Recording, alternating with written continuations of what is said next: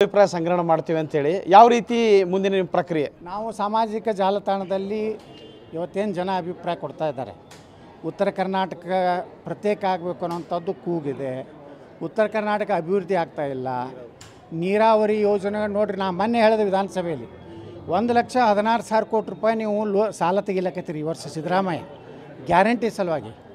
ನಾ ಇನ್ನೂ 1,00,000 ಕೋಟಿ ಸಾಲ ತೆಗೀರಿ, ಒಮ್ಮೆ ನಮ್ಮ ಪ್ರಾಜೆಕ್ಟ್ ಮುಗಿಸ್ಬಿಡ್ರಿ. 2 ವರ್ಷ 3 ವರ್ಷನಾಗ 100% ಸುಮಾರು 17,70,000 ಎಕರೆ ನೀರಾವರಿ ಆಗ್ತದೆ. ಮುಂದೆ ಆಯುಷ್ ಅದು ಡ್ಯಾಮ್ ಮತ್ತು ರೀಬಿಲ್ಟ್ ಮಾಡೋ ತನ ಇವ್ರು ಬರೀ ಇದೇ ಮಾಡಿ 5,000 10,000 ಕೋಟಿ ಕೊಟ್ಟರೆ ಆಗೋದಿಲ್ಲ.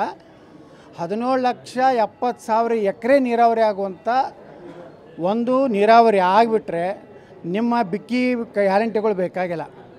ನೀವು ಬೇಕಾದರೆ ನಮ್ಮ ಕಡೆಯಿಂದ, ನಮ್ಮ ರೈತರ ಕಡೆಯಿಂದ ಪ್ರತಿ ವರ್ಷಕ್ಕೆ 1,000 ರೂಪಾಯಿ ನೀವು ಸಾಲ ತಂದಿದ್ದಕ್ಕೆ ಬಡ್ಡಿ ಎತ್ತಾರೆ ತೊಗೋರಿ, ಏನೇ ತೊಗೋ 10 ವರ್ಷ ತೊಗೋರಿ, ನಮ್ಮ ರೈತರು ಕೊಡ್ಲಿಕ್ಕೆ ತಯಾರದಾರ.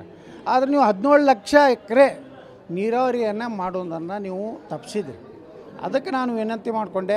ಅದಕ್ಕೆ ಯಾವುದೇ ರೀತಿ ಯಡಿಯೂರಪ್ಪನೂ ಯಾವುದೇ ಸ್ಪಂದನೆ ಮಾಡಲಿಲ್ಲ. ಸಿದ್ದರಾಮಯ್ಯ ಅಂತ ಗ್ಯಾರಂಟಿ ಒಳಗೆ ಅವ್ರು ಸತ್ತು ಹೋಗ್ಯಾರ. ಅವ್ರಿಗೆ ಗ್ಯಾರಂಟಿನೇ 54,000 ಕೋಟಿ ರೂಪಾಯಿ ಬೇಕು. ಹೀಗಾಗಿ ಇವತ್ತೇನಾಗಿದೆ, ರಾಜ್ಯದಲ್ಲಿ ಉತ್ತರ ಕರ್ನಾಟಕ ಅನ್ಯಾಯ ಆಗ್ತಾಯಿದೆ ಅನ್ನೋಂಥದ್ದು ಒಂದು. ಎರಡನೇದು ಹಿಂದೂಗಳ ಕಾರ್ಯಕರ್ತರ ಕೊಲೆ, ಅಪಮಾನ, ಲವ್ ಜಿಹಾದು ಮತ್ತು ಸಿದ್ದರಾಮಯ್ಯ ಮೊನ್ನೆ ಏನೋ ಮಂಡಿಸಿದಂಥ ಬಜೆಟ್ನಲ್ಲಿ ಇವತ್ತು ಸುಮಾರು 20,000 ಕೋಟಿ ರೂಪಾಯಿ ಬರೀ ಮುಸ್ಲಿಮರಿಗೆ ಕೊಟ್ಟಿದ್ದಾರೆ.